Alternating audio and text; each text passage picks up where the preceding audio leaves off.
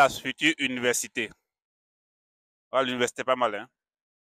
Qu'est-ce qu'il faut faire lorsque vous arrivez la première fois en Russie? Quelles sont les étapes à faire? Pour bien faire les choses, on va aujourd'hui, avec nos frères sénégalais, on va faire un cas pratique pour vous montrer tout ce qu'il faut faire. Vous qui allez venir après, ce sera votre doyen. Il va vous montrer tout ce qu'il y a à faire. Il va vous montrer aujourd'hui. Donc, vous qui venez après, ce sera votre doyen, il va vous montrer.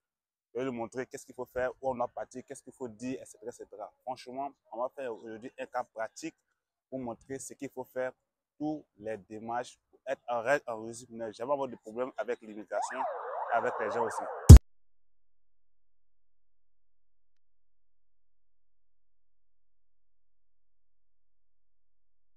Alors, première des choses, quand on arrive quelque part, il faut se rendre à l'université. Parce que tu es étudiant, tu dois venir à l'université. Et avant ça, moi, je vous recommande d'informer votre université que vous arrivez, afin que vous préparez déjà une chambre et un appartement.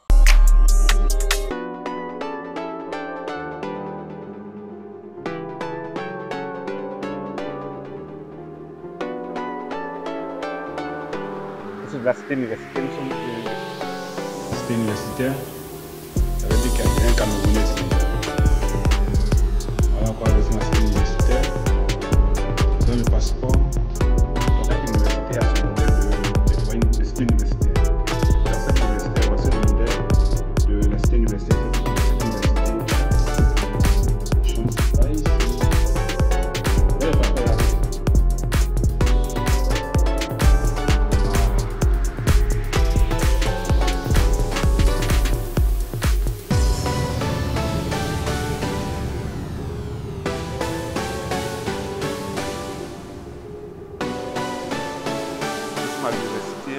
Donc la deuxième des choses, c'est d'abord se poser ta future université. Voilà, l'université pas mal. Voilà où l'université qui est là, on va voir là-bas. On va voir quoi ça.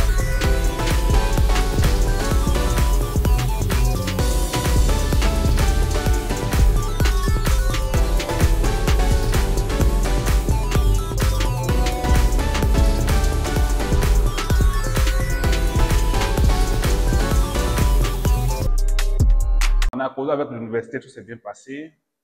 Dieu merci, tout s'est bien passé. Sauf qu'il doit faire légaliser son document. Voilà. Donc, je sors tout le monde, tous ceux qui doivent venir en Russie, légaliser d'abord votre document à l'ambassade de votre pays avant de venir. C'est très important.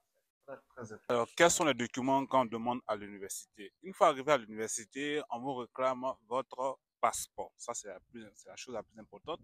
Ensuite, on vous réclame aussi la carte d'immigration. Quand vous arrivez à l'aéroport, on vous donne une carte d'immigration. Donc, ça, on vous réclame ça à l'université et on vérifie encore votre passeport. D'accord? Donc, l'université fait des photocopies. Ensuite, au-delà de ça, on demande vos différents diplômes, c'est-à-dire vos relevés des notes, vos diplômes. On vérifie si ces diplômes ont été légalisés à l'ambassade du pays où vous avez pris vos premiers visas. Donc, ça, c'est aussi important et c'est obligatoire. Voilà, donc une fois que tout ça est fait, on vous demandera de payer la cité universitaire, l'assurance maladie et maintenant aussi de payer aussi les frais de visite médicale afin qui est maintenant obligatoire pour tout le monde. Si vous êtes contractuel, on vous demandera effectivement de payer aussi la scolarité. Si vous n'êtes pas contractuel, que vous êtes boursier, on va vérifier effectivement si vous êtes boursier. Donc, quand tout ça s'est fait, vous pouvez dire Dieu merci. Ça, c'est la priorité. Le visa doit être renouvelé. L'université va donner ce qu'on appelle le registration. En d'autres termes, l'enregistrement. C'est le papier qui prouve là où vous résidez. On peut maintenant commencer à faire des courses secondaires, d'accord, qui sont quand même très importantes. Comme par exemple, changer son agent. À cet effet, moi, je vous recommande Maritime Bank. C'est une banque qui offre vraiment un bon pourcentage en termes de conversion. Maritime Bank, elle se trouve dans toutes les villes. Vous tapez sur Internet, vous allez voir cette banque-là.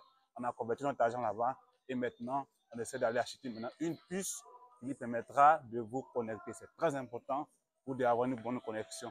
Ici en Russie, il y a plusieurs réseaux téléphoniques.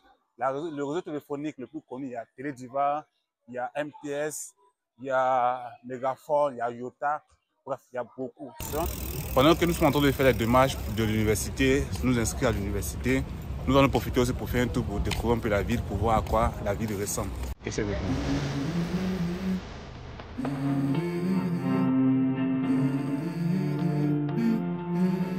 Yeah. La première fois que je fais ça. I wake up to a little bit of drool on my pillow, feel like it's gonna be a bad day. Yeah, I'm tired of shit, and the coffee ain't hit yet, damn, ain't that great. I don't wanna go to work, cause my boss is a jerk, and I'm not even that paid. I need a change in my life, cause I don't feel alive, and there's nothing that makes me happy. Hold my beer for a minute, I'm about to quit my job, cash in for a ticket. I'm going on a trip, and I don't plan to visit. I'm gonna stay there until I feel like I'm winning all. And this is just the beginning. I need a big change, and it feels like giving. I need a big swing, home runs I'm hitting, and I'll never look back, moving on till I get it all. And we all got dreams, we all want things, but what you gonna do for it? How you gonna move for it? What you gonna be? And do you believe you can do anything? But what you gonna do for it? How you gonna move for it? What you gonna be?